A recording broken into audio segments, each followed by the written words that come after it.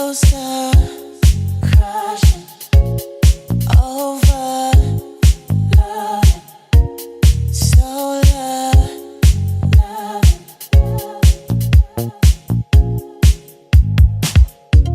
flashing moments, glances, slow, time stands frozen. I am falling.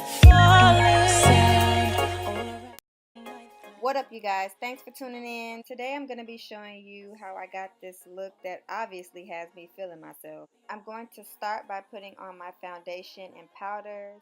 It's usually the same almost every time. So this video is really going to just focus on the eyes and the lip. I'm taking it way back using my Loreal True Match foundation. This was my go-to foundation back in high school, and it's still one of my #1 foundations that I truly can say matches my skin tone.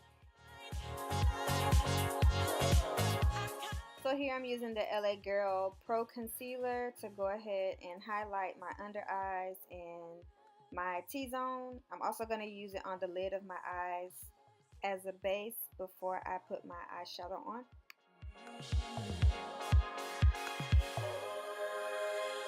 Take it up, put it up in front of me. Feel the energy.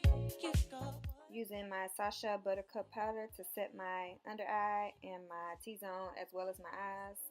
And then I'm going to go on to highlight next after I warm up my face with my contour powder. You and all your vibes tonight. Okay, you guys, so now for the eyes. I'm going in with this tan shade from this palette that I have to use as a transition color before I put on the yellow eyeshadow.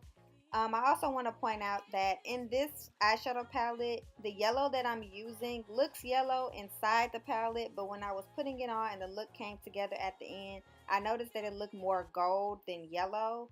So yeah, this is the only palette that I have really. I haven't invested in any other palettes. I've just kind of been practicing with this one.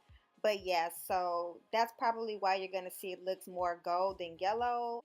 So basically when I start adding the eyeshadow, I'm just going to pack it onto my lid. I'm only using this one color besides the transition color. And I'm just packing it on top of the eyeshadow base that I put down as thick as I can, just because this eyeshadow isn't really as pigmented as I thought it would be. However, there are a lot of eyeshadows on the market that are very pigmented, so I'm sure it wouldn't have taken as many rounds as it actually took me to get this color to come out and stand out. Also, I went ahead and used that same eyeshadow brush that I used to go underneath my waterline to add some color under there as well. Last but not least, I'm using the ColorPop lip liner by Ellarie to line my lips. And I'm just going to use this lip liner. I'm not going to put any lipstick on or anything like that. However, I will be adding the Gloss Bomb by Fenty Beauty on top of this, which is going to give it that blueberry color.